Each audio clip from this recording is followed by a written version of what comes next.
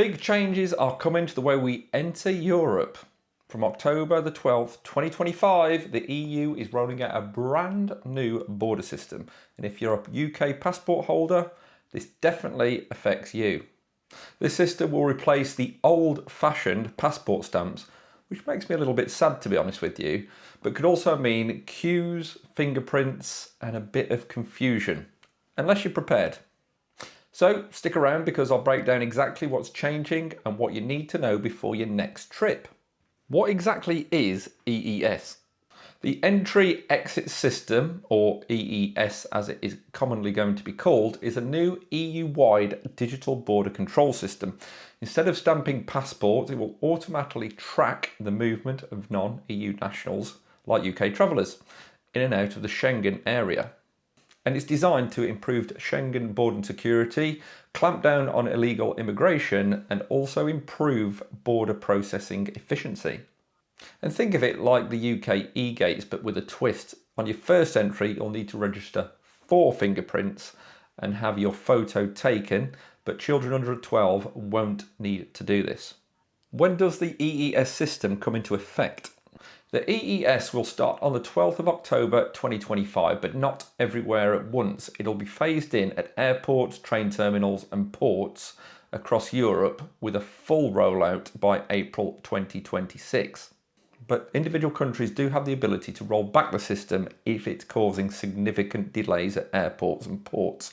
However, come April 2026, everywhere will have this initiated. So if you're heading to Paris, Barcelona or Rome this winter, you might be asked to register. And if you're travelling after Easter 2026, like I say, you definitely will.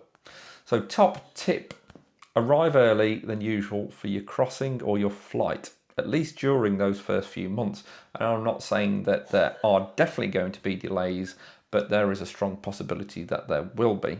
And let's be honest, the rollout of new technologies like this can sometimes be a little bit temperamental. How will UK departures be impacted?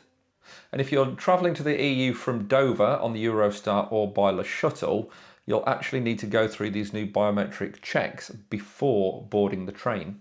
And this could mean longer queues. Again, not necessarily it will, but it could. So planning ahead will be key. What happens after registration? Now, once you've registered for the first time, you won't need to do the full process again for 3 years unless you get a new passport. And in future trips, you will just require a simple scan of your photo or passport, so things should speed up once the system is bedded in. Will passport stamps stop? Passport stamps will stop, but not immediately. Until April 2026, many EU countries will still stamp your passport and log your entry digitally.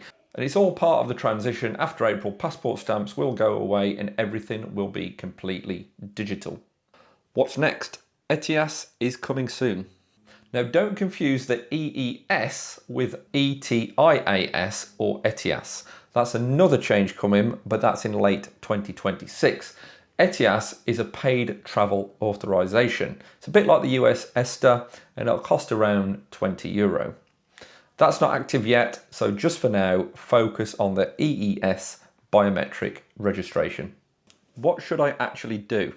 So here, effectively, is the bottom line.